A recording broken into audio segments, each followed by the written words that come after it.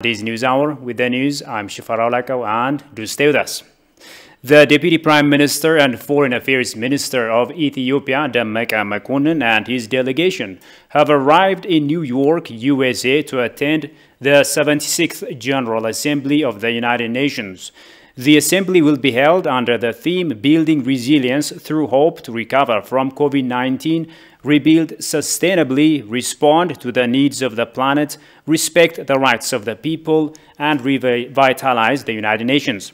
The Deputy Prime Minister is expected to voice concern over U.S. unilateral decision to impose sanctions on Ethiopia under the guise of unfounded human rights violations during the meeting.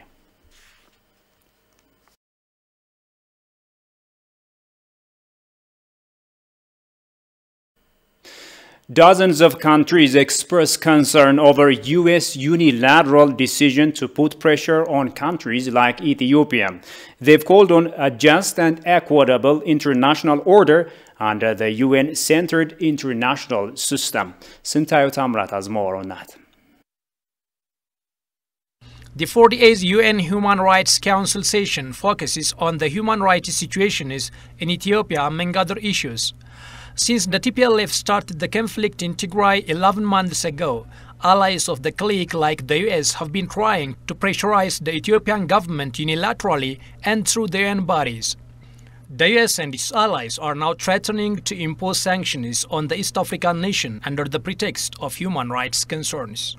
In line with this, dozens of countries have expressed concern over U.S. unilateral decisions, the case in point being President Biden's signing of an executive order, which is being considered as the first legal step to impose sanctions on the Ethiopian government.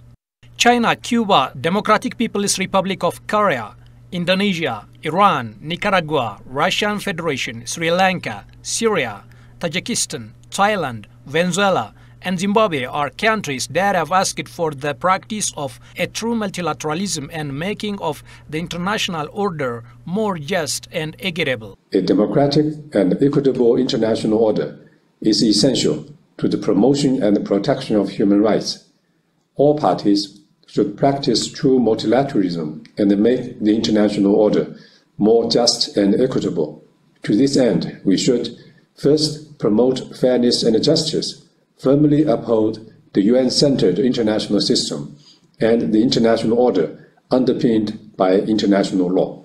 The joint statement of the 13 countries forwarded through the ambassador to stop bullying others and playing double standards. Pursue win-win cooperation, conduct dialogue and cooperation on the basis of equality and mutual respect, remain open and inclusive, respect the diversity of civilizations and the development paths independently chosen by countries, and refrain from imposing one's own social system and model to others. We need to join hands in defending the common values of humanity, namely peace, development, equality, justice, democracy, and freedom, promoting and protecting human rights and building a community with a shared future for human beings. Thank you, Madam President. Unilateral sanction through politicizing the human rights has been a common practice of the U.S. government.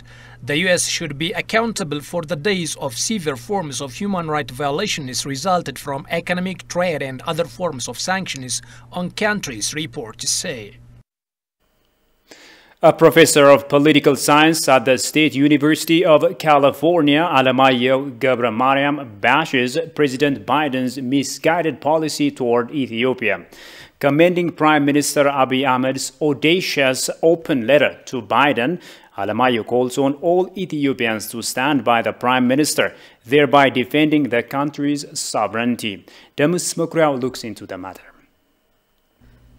California State University political science professor Alemayehu Gebremariam commends the recent Abiy's open letter to the White House in a personal commentary.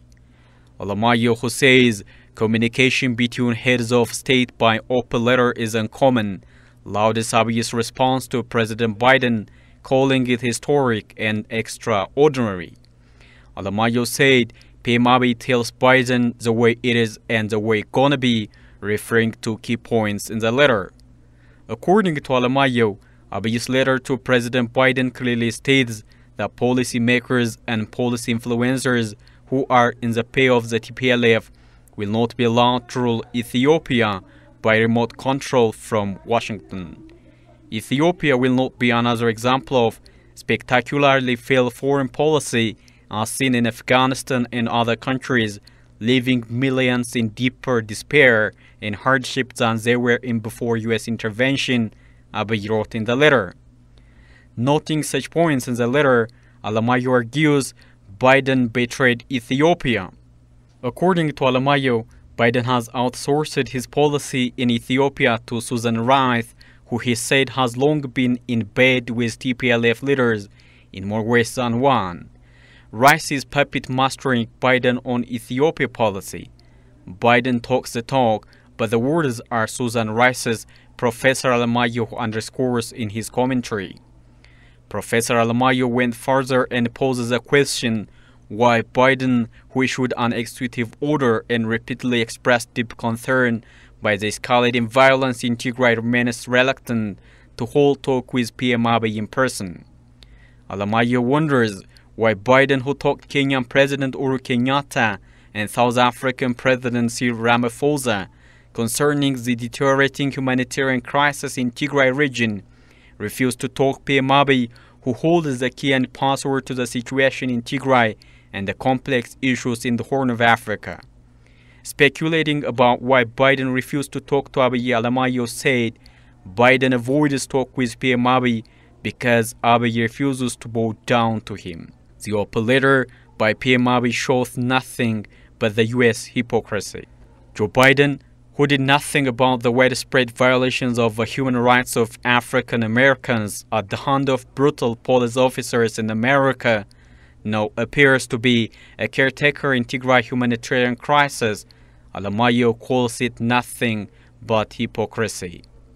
As rightly stated by PM Abiy Ahmed in the open letter, Professor Alemayehu Gebremariam underscores that Ethiopia will not succumb to consequences of pressure engendered by disgruntled individuals for whom consolidating power is more important than the well-being of millions.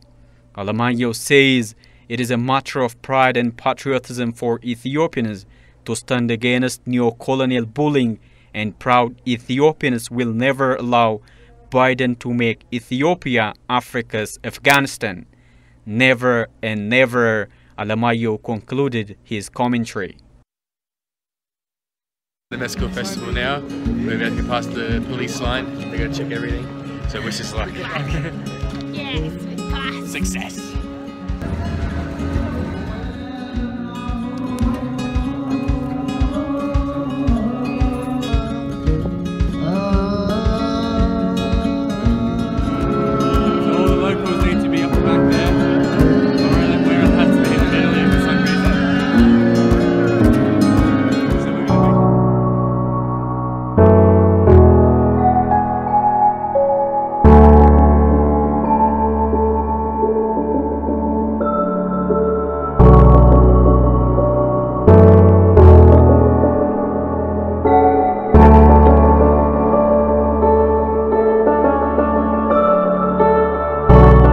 Just about to get interviewed by the local ENA News.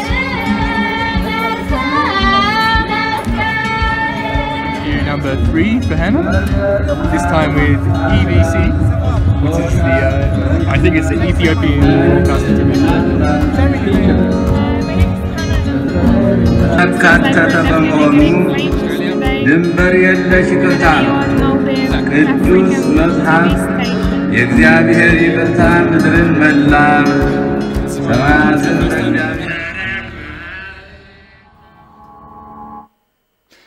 Welcome back. You're still watching Addis News Hour. Personal African representative of the German Chancellor Angela Merkel and German Economic Cooperation and Development Commissioner for Africa Gunther Nuck affirmed his country's commitment to supporting Ethiopia in addressing growing humanitarian needs in the northern parts of the country.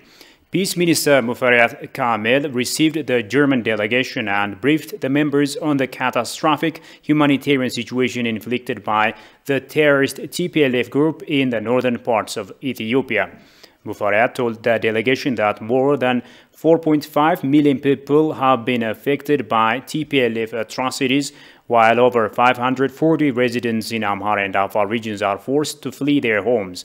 She told the delegation that humanitarian intervention by partners and international organizations is still too low, although the government facilitated enabling environment for the relief operation. Gunther Nuck said Germany is ready to assist Ethiopia in bridging humanitarian aid gaps and delivering emergency food and non-food items to those in need.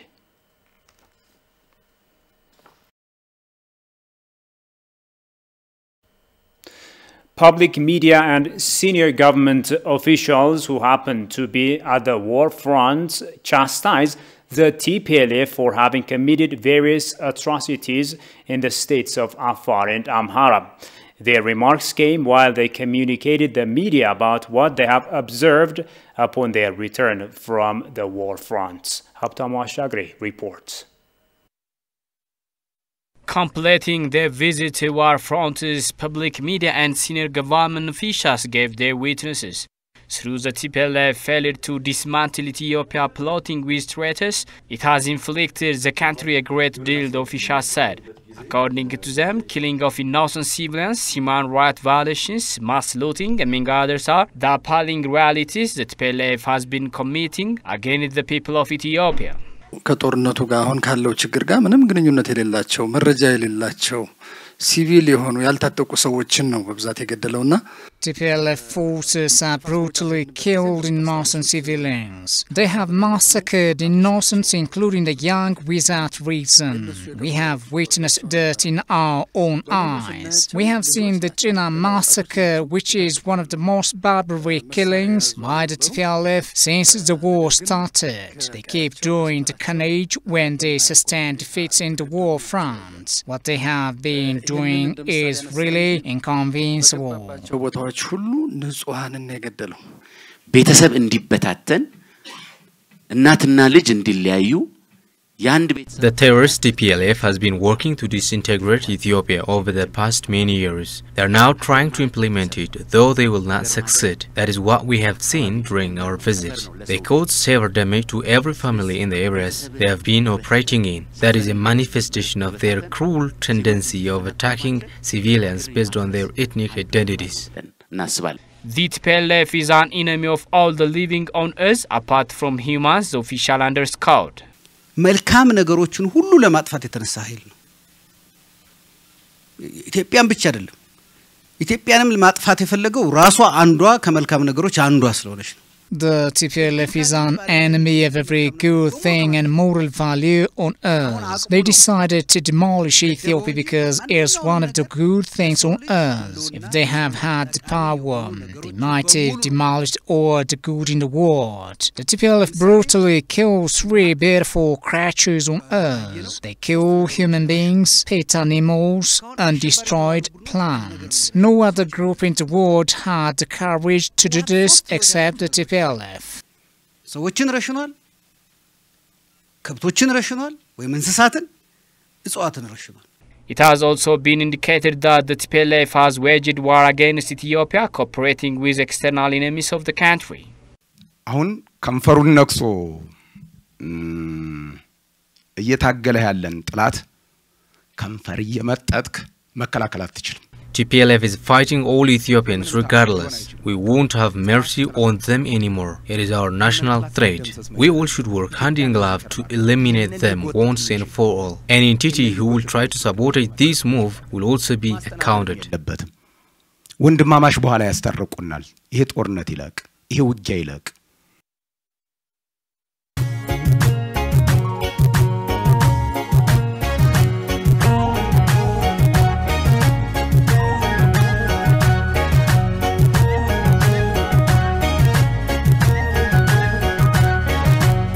عبرله مشان عبرله مشان عبرله كلا حلم عقا ما عدله تهرفتي كمس بس لمي ጓደኛ ኢንቫይት አድርጋኝ ነው የመጣሁት።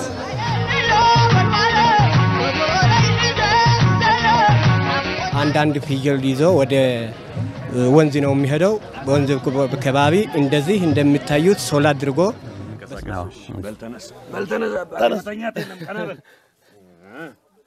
እዚህ ላይ የተመደበው እንግዲህ ባራኪው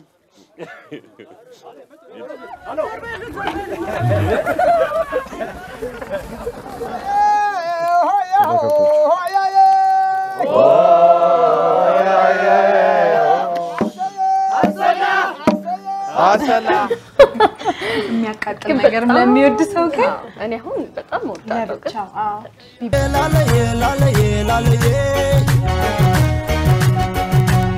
እንደማ ማለት ገብርኤል አወጋሕታ ኸድና ኽንዓሰለ መዓልትና ሄልና ጀሚርናዮ ዳቦይ ብሂል ጽራይ ጥዒምናዮ እንደ ሓራስ በርቂ ሰቲናዮ እንደ ሓረር መሬት ተምሲናዮ كم زي حلف شعور سعسعنايو طعم كيدو طعم كيبلنايو عبر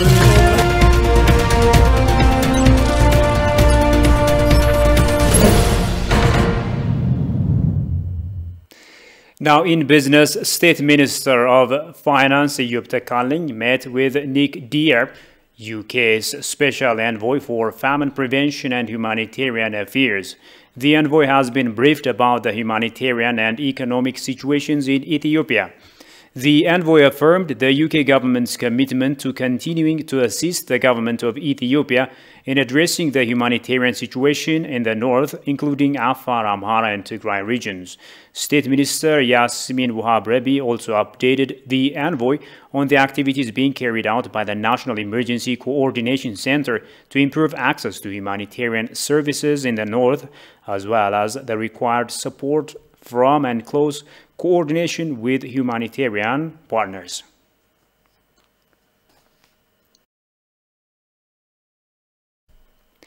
The ambassador of Russia to Ethiopia, Evgeny Terekin, and the first secretary of embassy in Addis Ababa, Alexei Chesnokov, have paid a visit to Bole, Lemi, and Kilinto industrial parks. The Russian diplomats visited various factories that are operating in the park and held discussions with the Deputy Commissioner of the Ethiopian Investment Commission on ways of exploring growing potentials in the country. Deputy Commissioner Daniel Teresa briefed the diplomatic delegation on activities Ethiopia has been undertaking to create conducive investment climates for local and foreign businesses.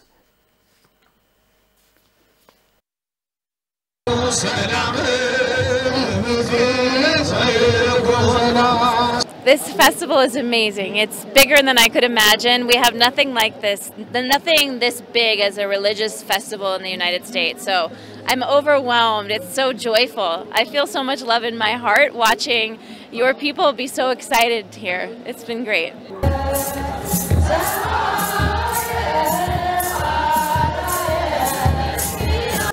Definitely, you see a lot of different pastors and churches come from different regions, and they all have their own different designs of the crosses, and they all bring together something different from their region to here, and it brings in so much other people too, and I'm definitely excited to see for the first time the burning of the Demera.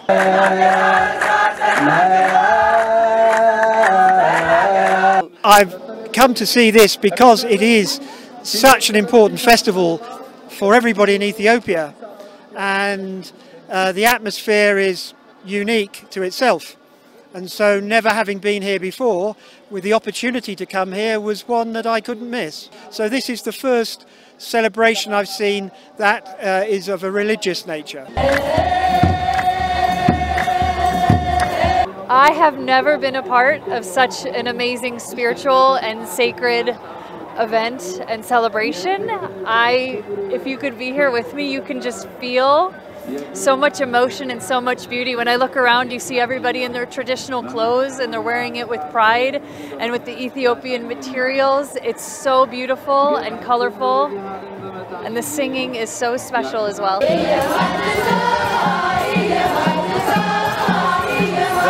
It's a good chance to be here today and to visit the other universities in Ethiopia. I'm happy with my friends. I have great admiration for the Ethiopian church. It is an Oriental church, and coming from Turkey, we are very familiar to the Oriental church in history.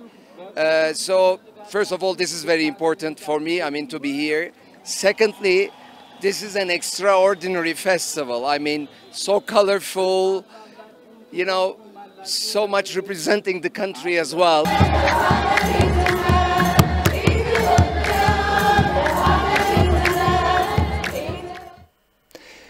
Now moving on, as Mescal, that's the finding of the true cross, draws near, preparations are underway to mark the occasion, which is an extension of the New Year vibe.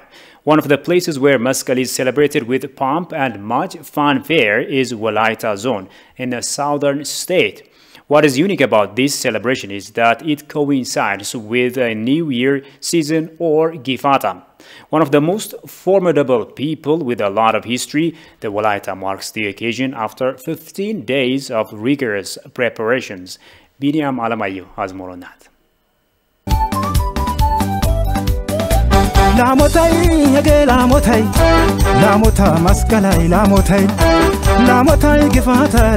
The Walaita warmly celebrate the transition to a new year with the festive Yo-Yo Gifata.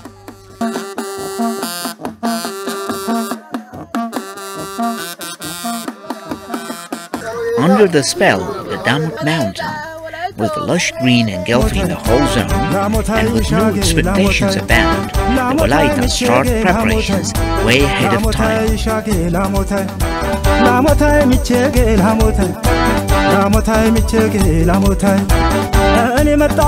በአራተኛው ቀን ማታ ከዛ ከሁለት ወር ታስሮ የነበረው ከእንሰት የተሰራ ቡልአ ያለው ከቡልአ አቅርቤን ሙቾ ነው የሚባለው ሙቾ ማታ ተሰርቶ ጧት ጎረቤት ሁሉ ተሰብስቦ አብሮ ወደ 10 የሚሆኑ ጎረቤቶች ቡና አንድ ላይ አምጥቶ በአንድ ሽማግሌ ቤት ቡና ይጠጣሉ። The festivity is celebrated with a sense of unity and fraternity. A unique aspect of the Gifata festivity is the charity to the have-nots. መስቀል አንድ ቀን ነው ዋናው እንትኑ እለቱ አንድ ነው ግፋታ ግን የአንድ ወር በዓል ነው የአንድ ወር በዓል ሲባል 15 ቀን የዝግጅት ጊዜ ነው 15 ቀን ደግሞ የመዝናኛ ጊዜ ነው The occasion also gives a chance to young men and women to pick their future spouses. በቃ መፈለጓን ታውቃለህ የማትፈልገው ሰው ከሆነ ግን አትመልስለት ያንን ሎሚ አስፈንጥራት ወረውራለች የፈለገችው ከሆነ ግን ሎሚውን ድርብ አርጋ ሁለት አርጋ ይበጣምም ከወደደችው ሶስት አርጋ በቃ ወድጃለሁ ትላለች ዮዮ ግፋታ ዮዮ ግፋታ ዮዮ ግፋታ ዮዮ ግፋታ አበያ ሚሱኮ ሂንቺን ቱሚኔ ሁንደም ሉዊም ቱምቢ ሆና ሁንደም ሉዊም ደኖና ካሬ ቺንቾኔ አብያ ያሆደ ይኖና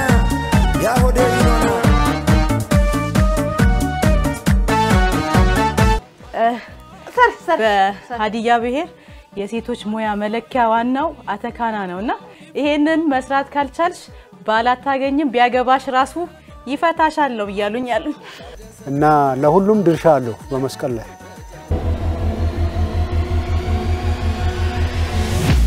ክትፎ ይከተፍና ቤተሰብ ያው ባለው ልክ ለሁሉም ያን ቀን ዋለና ኒውሊን ዊትና ማቴ